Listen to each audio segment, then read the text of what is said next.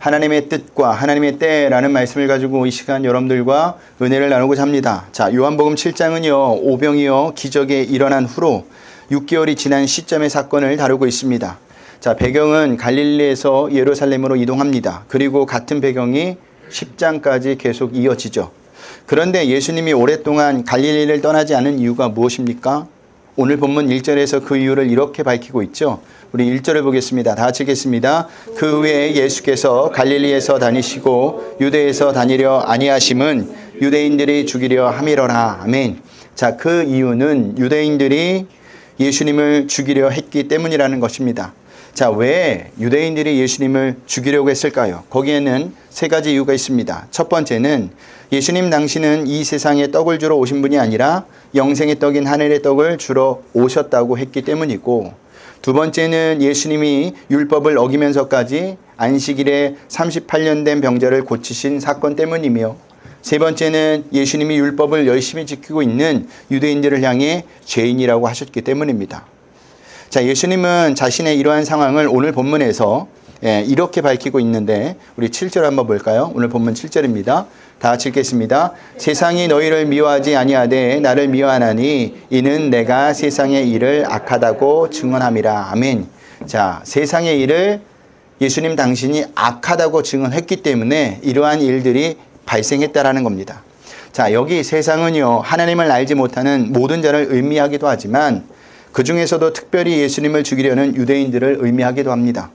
자, 그러니까 하나님의 이름을 부르며 하나님을 위해 목숨을 바치겠다고 하는 자들이 정작 하나님이 보내신 예수님을 죽이려고 한 거예요. 그렇다면 유대인들이 하나님의 말씀을 어떻게 봤다는 의미죠? 자기 마음대로 봤다는 의미죠. 그런데 성도인 우리도 얼마든지 이럴 수가 있습니다. 하나님의 말씀을 자기 마음대로 보면요, 자기에게 유리한 쪽으로 하나님의 말씀을 해석해버리고 하나님의 말씀과 전혀 다른 방향으로 삶을 살면서도 자기는 신앙생활을 잘하고 있다는 착각에 빠져버릴 수 있다는 겁니다. 그런데 오늘 본문은 보니까요, 그게 다가 아니에요. 예수님이 유대로 다니려 하지 않는 이유를, 또 다른 이유를 2절에서 밝히고 있습니다. 우리 2절을 볼까요? 다 같이 읽겠습니다. 유대인의 명절인 초막절이 가까운지라. 아멘. 자, 그 이유가 뭐예요? 초막절이 가까웠기 때문이라는 거예요. 자, 초막절은요, 이스라엘의 3대 절기입니다. 자, 3대 절기는 유월절, 오순절, 초막절이 있습니다. 자, 초막절에는 이스라엘 백성이 광야에서 초막을 짓고 살 때 하나님이 그들을 먹이시고 보호하신 일을 기억하고 감사하는 절기입니다. 그래서 초막절에는요, 세 가지 중요 행사가 치러졌다고 합니다. 첫 번째 행사는 절기 내내 초막에 산다는 의미로 나뭇잎과 나무로 만든 임시 거처에 살았습니다. 지금도 일부 유대인들은요, 초막절이 되면 나뭇잎과 나무로 만든 임시의 거처에 사는 자들이 있다고 해요. 우리 한번 사진을 보고 갈까요? 보세요. 지금도 이렇게 초막절이 되면 가판대와 이런 이 나뭇잎들로 덮어서 이쪽에서 한 일주일간, 8일간 머물러 있다고 합니다. 자, 두 번째는요, 초막절에 물을 길어 나르는 의식을 행했습니다. 날마다 실로암 우물에서 물을 떠다가 성전으로 날랐어요. 이렇게 하는 이유는요, 하나님이 비를 주셔서 수확물을 잘 자라게 해주신 것을 감사하고 하나님의 나라가 임해 하나님의 영이 쏟아부어질 것을 기대했기 때문입니다. 그러니까 하나님의 영을 이스라엘 백성은요, 물로 표현한 겁니다. 세 번째는요, 초막절 내내 촛불을 밝혔다라는 겁니다. 성전에 있는 여인의 뜰에 불을 밝히고 절기 내내 이 불이 꺼지지 않게 했다라는 거예요. 자, 예수님은요, 이 배경으로 요한복음 7장 8장에서 자신을 나중에 물과 빛에 비유하는 말씀을 합니다. 나중에 7장 8장 한번 읽어보세요. 앞으로 다루긴 해야겠지만 거기서 나는 빛이다, 나는 생명의 물이다 라는 말씀을 하신다는 겁니다. 자, 우리는 여기서 요한복음의 저자 요한이 이때가 초막절 즈음이라는 것을 주목할 필요가 있습니다. 자, 이때가 초막절이며 유월절이 아니라는 사실은 예수님의 행동을 이해하는데 아주 중요한 힌트가 돼요. 자, 그 힌트는 예수님께서 이 땅에 오신 이유가 유월절 어린 양으로서 십자가에 달려 죽으셔야 한다는 겁니다. 그러니까 아직은 유월절이 아니라 초막절이라는 거예요. 예수님이 십자가에 달려 죽으실 때가 아니라는 것을 지금 초막절이라는 절기를 통해 요한이 말하고 있는 겁니다. 그런데도 이것을 모르는 예수님의 형제들은요, 초막절이 다가오자 예수님에게 유대로 가라고 한 것이죠.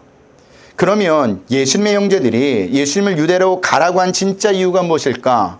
오늘 성경 3, 4절은 이렇게 밝히고 있습니다. 우리 다 같이 읽겠습니다.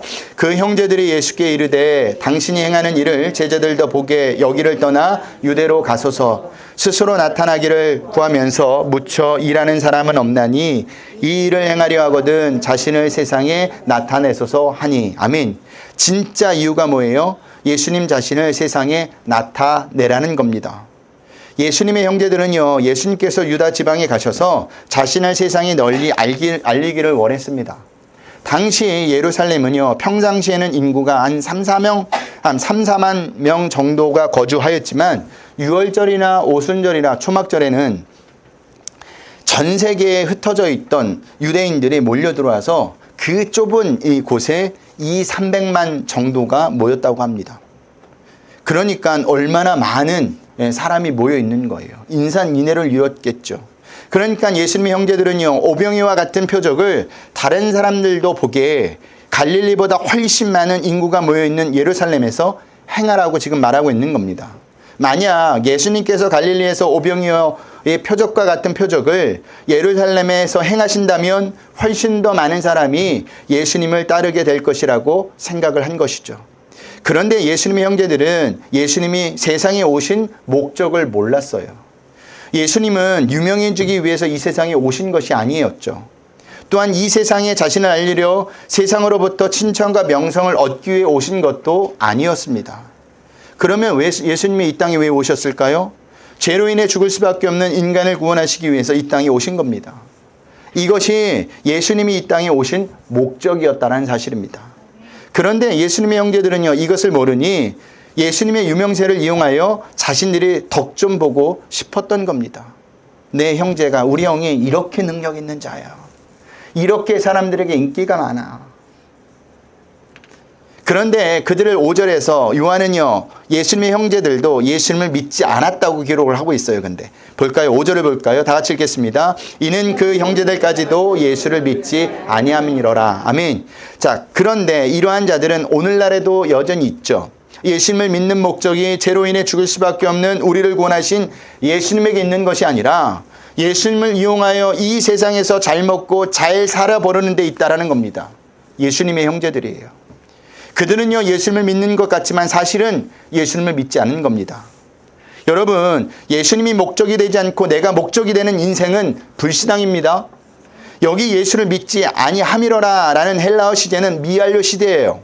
무슨 의미냐면 예수님의 형제들은 예수님의 행하신 표적을 보고도 내내 예수님을 믿지 않았다라는 겁니다.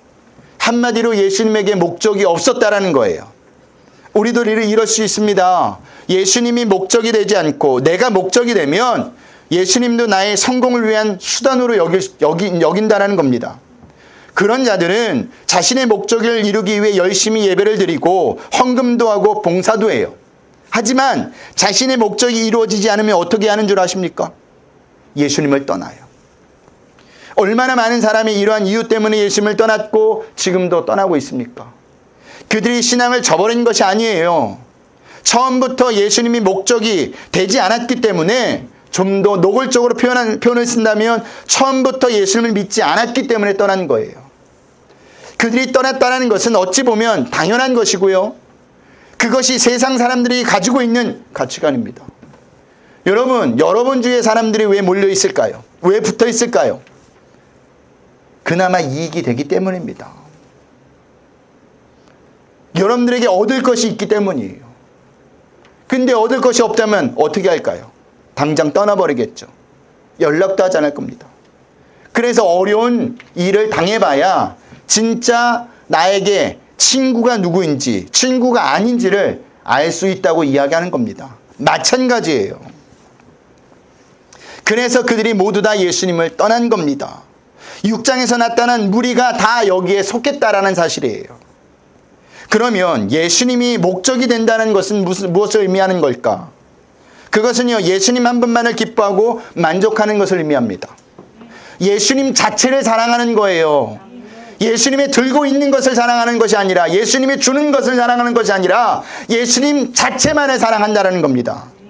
그런 사람은요, 상황과 환경이 좋지 않아도 예수님을 떠나지 않죠. 왜 떠나지 않을까요? 예수님만 사랑하기 때문에 떠나지 않는 거예요. 예수님만 있으면 되니까 떠나지 않는 겁니다.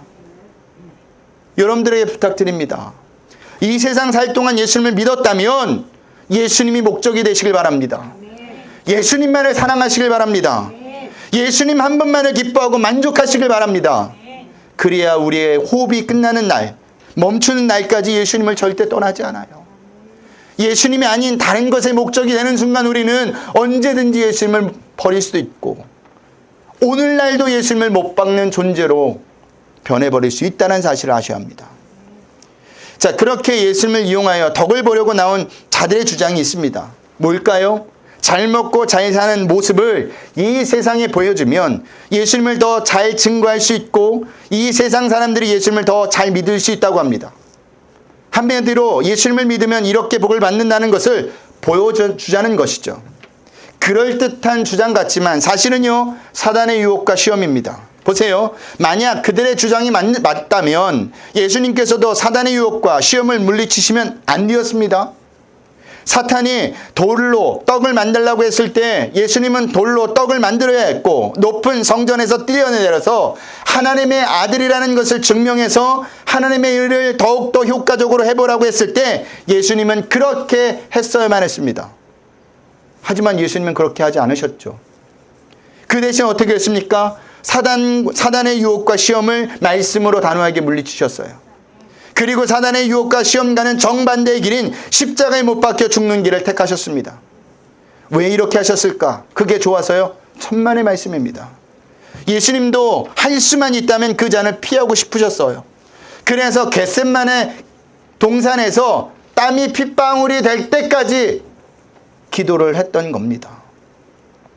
그런대로 그렇게 하신 것은 하나님이 뜻이었기 때문에 십자가에 못 박혀 죽는 길을 가신 것입니다.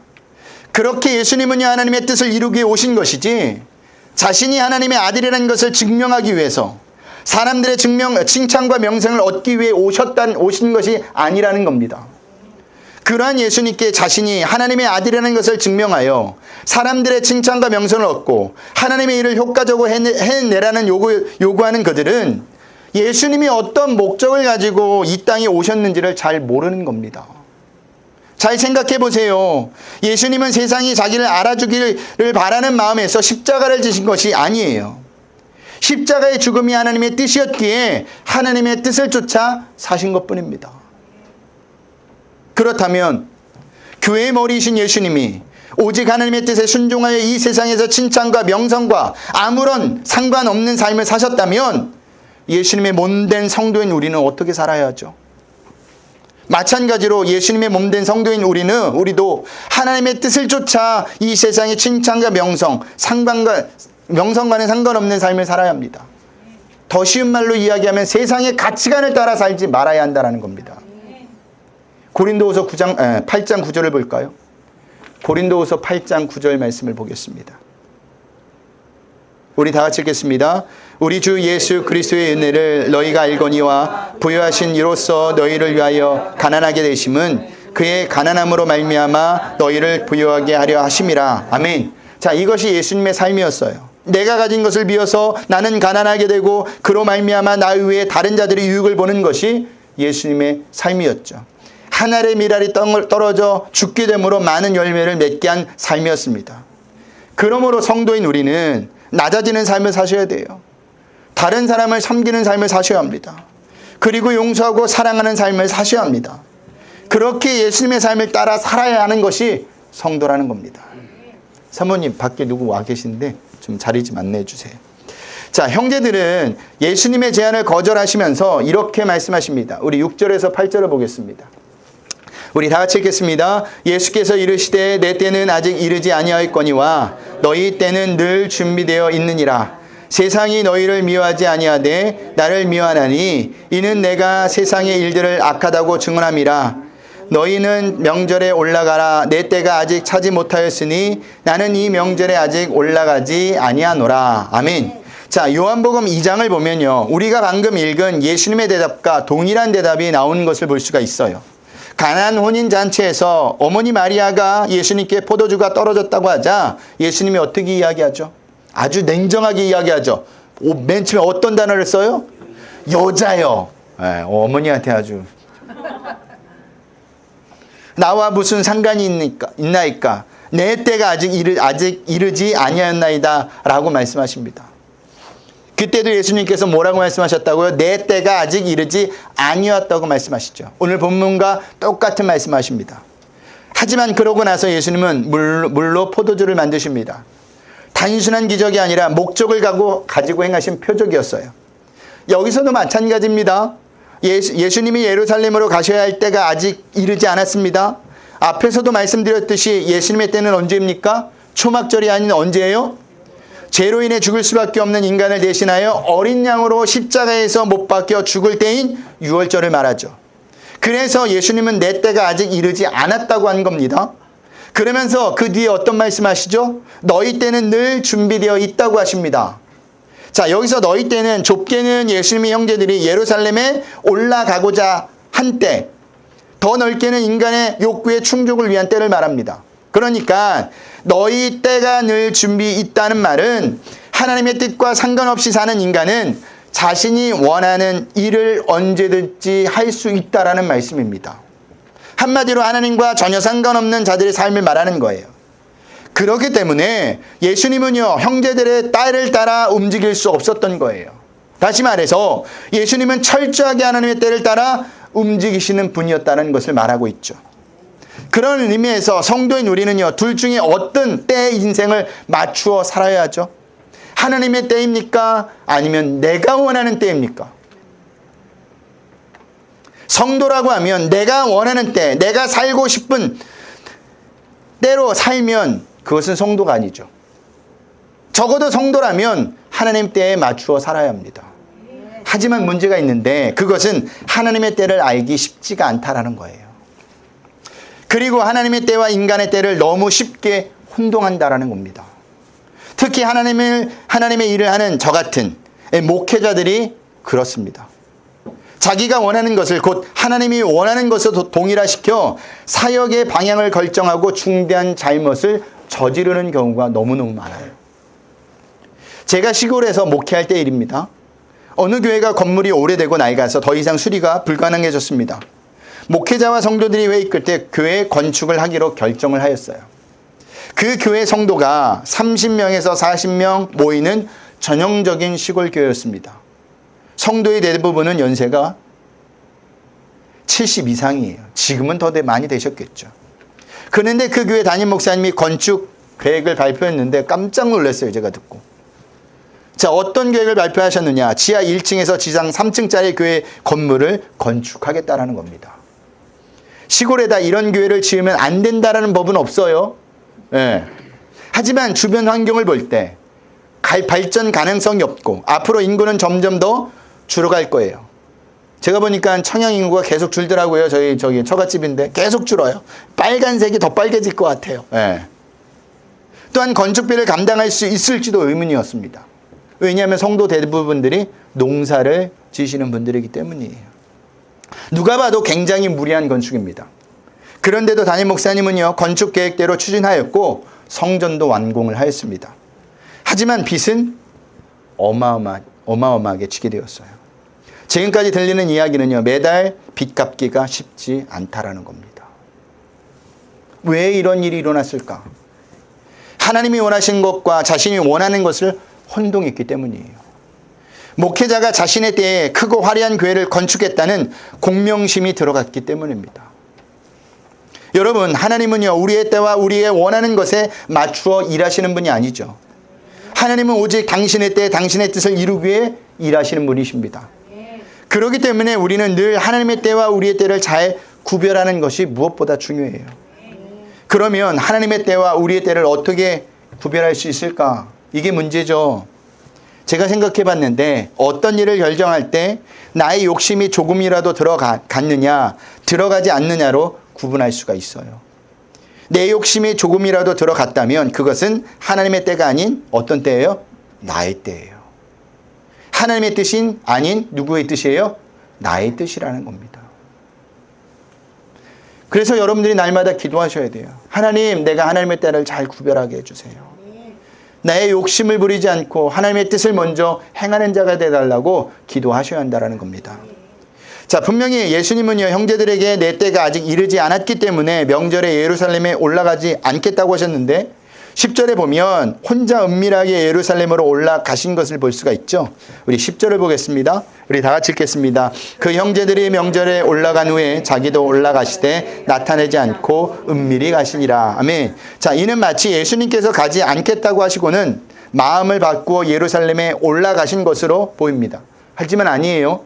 예수님께서 형제들에게 올라가지 않겠다고 하신 것은 그들과 함께 아직 올라가지 않겠다고 하신 것이고, 또한 형제들이 요구한 대로 공개적으로 자신의 이름을 알리기 위해서 올라가지 않겠다고 하신 것뿐입니다. 그 대신 예수님께서는 어떻게 올라가세요? 은밀하게 올라가세요. 어떻게 해요? 은밀하게 올라가십니다. 그래서 언제 올라가시느냐? 8일간 초막절 기간 중간쯤 되는 시점에 올라가세요.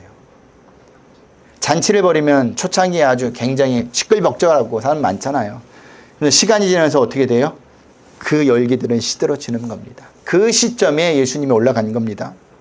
예수님께서 이처럼 은밀히 예루살렘에 올라가신 것은요, 두 가지 경우를 염두에 두고 그것을 피하려 했기 때문이에요. 첫 번째 경우는 예수님이 공개적으로 예루살렘에 올라갔을 때 많은 무리에 의해 둘러싸여 대대적으로 환영을 받고 떠받들려지는 경우를 피하기 위해서입니다. 자, 실제로 예수님께서 십자가를 지시러 예루살렘에 입성하셨을 때 어떤 일이 벌어졌죠? 수많은 사람들이 나와서 종려가지를 흔들면서 호산나 호산나 하면서 그 예수님을 대대적으로 환영을 했습니다. 그 다음은 예수님에게 대한 적개심을 품고 기다리고 있는 유대인들과 전면적인 충돌할 경우를 피하기 위해서입니다. 11절에 보면요, 명절에 누가 예수님을 찾죠? 유대인들이 찾습니다. 11절을 헬라어 시제로 보면요, 유대인들이 예수님을 한 번만 찾은 것이 아니라 여러 차례 반복해서 찾았음을 알 수가 있어요. 왜 찾았느냐?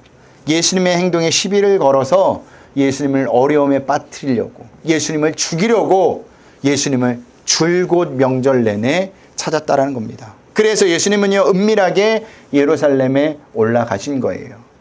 자, 이런 일들은 예수님께서 생각하고 있었던 것이 아니죠. 왜냐하면 예수님께서 십자가를 지고 자신의 사역을 이루실 시기가 아직 되지 않았기 때문입니다. 그래서 그런 일들을 일부러 피하신 겁니다. 그런데도 예수님께서는 왜 명절 중간에 예루살렘에 올라가셨을까? 그것은요, 예루살렘에서 자신이 감당해야 할 사역이 있었기 때문입니다. 그 사역은 무엇이냐면 성전에서 많은 사람을 가르치기 위함이에요. 자, 오늘 본문은 아니지만 14절을 볼까요? 우리 14절, 우리 다 같이 읽겠습니다. 이미 명절의 중간이 되어 예수께서 성전에 올라가사 가르치시니. 아멘. 자, 명절에 예루살렘에 올라간 이유가 뭐라고요? 가르치기 위해서, 하나님의 말씀을 가르치기 위해서, 진리를 가르치기 위해서 올라가셨다라는 겁니다. 우리는 여기서 예수님의 지혜로움을 배울 수 있습니다. 볼 수 있습니다. 예수님은 당신의 사역에 방해받는 일은 만들지 않았어요. 왜냐하면 하나님의 계획보다, 하나님의 뜻보다 더 중요한 것이 없었기 때문이에요. 2023년 7월 10일자 뉴스에 보면 대학생 10명 중에 4명이 코로나 팬데믹 기간 중에 체중 증가가 되었다라는 기사가 실렸습니다. 기사 내용은 이렇습니다. 코로나 팬데믹 기간 20대 대학생 40% 이상은 체중이 늘어났다고 국내 연구 결과가 나왔다. 남성의 코로나 경우 유행 동안 체중이 5kg 이상 증가했다고 응답한 비율이 18.4%로 가장 많았으며 3, 4kg 증가한 인원의 비율은 17.7%였다. 여성은 3, 4kg 증가했다고 응답한 비율이 19.5% 가장 많았으며 2kg 이하로 증가한 비율은 13.8%였다. 체중이 늘어난 이유는 외부 활동 제한으로 인한 활동량 감소, 배달 음식, 인스턴트 위주 식습관으로 분석됐다. 이런 기사였어요. 이건 대학생들로만 조사한 겁니다. 이 연령대가 더 높으면 어떻게 될까요? 몸무게가 더 늘겠죠. 예. 이렇게 체중이 증가한 사람들이 나중에 무엇을 할까요? 운동과 다이어트를 하겠죠. 그런데 그게 만만치가 않아요. 왜 만만치 않느냐? 하루 이틀은 그래도 해요. 근데 하루 이틀 돼서 해결될 문제가 아니기 때문입니다. 운동과 다이어트는요, 장기간 계획을 가지고 해야 합니다. PT를 받아들어요. 한 번에 하지 않아요. 장기간 계획을 가지고 식단도 짜고요. 시간도 짜고 이러더라고요. 특별히 다이어트는 더 인내해야 되더라고요. 왜 더 인내해야 합니까? 이 세상에는 맛있는 것이 너무 많기 때문이에요. 네. 맛있는 음식을 끊어내지 못하면 절대로 다이어트 할 수 없습니다. 그러면 다이어트를 하기 위해서는 어떻게 해야 되느냐? 어디까지나 이것은 제 기준입니다. 네. 맛있는 음식을 눈앞에 두어서는 안 돼요. 모두 없애버려야 합니다. 저는 먹는 게 눈앞에 있으면 저도 모르게 손이 가서 그것을 먹고 있더라고요. 먹어서 없애요. 네, 먹어서 없애요. 네. 하루가 지나고 이틀이 지나고 상관하지 않아요. 상하지 않았으면 그냥 다 먹어요. 그래서 저희 아내가 유통기한이 지나도 아이들이 먼저 먹으려고 그러면 아빠 한번 먼저 먹어보라고 이렇게 이야기하더라고요. 네. 결혼을 하니까 남편은 소중하지 않더라고요. 없애지 않으면 그걸 먹고 있는 제 자신을 발견합니다. 왜 이렇게 합니까? 눈에 보이지 않아야 그만큼 먹지 않기 때문입니다. 그럴 때 다이어트가 되는 거예요. 그런데요, 신앙생활도 마찬가지예요. 우리 또한 하나님의 뜻과 하나님의 때를 이루기 위해서는 하나님의 뜻과 하나님의 때를 방해하는 일을 만들지 마셔야 합니다. 그 일들을 끊어내셔야만 합니다. 여러분, 우리가 신앙생활을 잘 알면 어떻게 되느냐? 세상 사람들, 여지까지 예수 믿기 전에 만났던 세상 친구들, 습관, 이것을 끊어내야 신앙생활을 잘할 수가 있는 거예요. 그것을 끊어내지 못하면요, 예전의 모습으로 다시 돌아갑니다. 나는 하나님을 믿는다고 하지만 믿는 모습이 없고요. 세상 사람들과 전혀 다른 모습으로 살지 못하고 똑같은 모습으로 삽니다. 그러면 아주 결정적일 때 어떻게 되는지 아십니까? 하나님의 가치관으로 결정해야 될 때 하나님의 가치관으로 결정하지 않고 세상적인 인간적인 방법으로 결정하고 만다라는 사실입니다.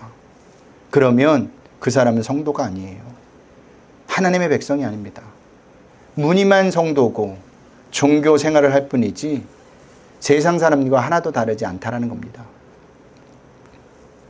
그렇기 때문에 우리는 하나님의 뜻과 때를 방해하는 일들을 반드시 끊어내야 되고 만들지 말아야 합니다.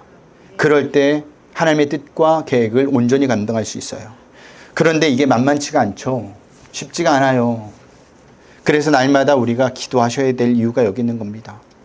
기도하심으로 성령 충만해야 될 이유가 여기 있는 겁니다.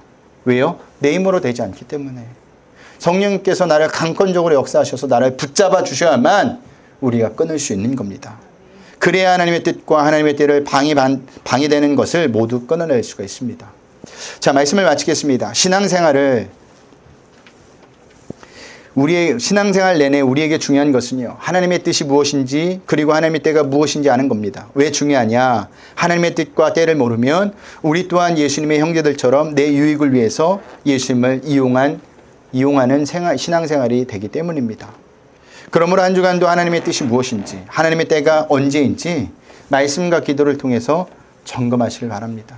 그게 성도의 신앙생활이에요.